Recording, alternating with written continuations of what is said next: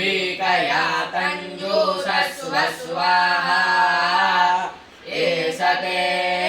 रुद्रभाग आहुस्ते पशुः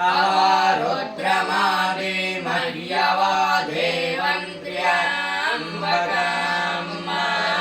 यथा नो वस्यासस्करद्यथा न श्रेयासस्करद्यथा नो व्यवसाययात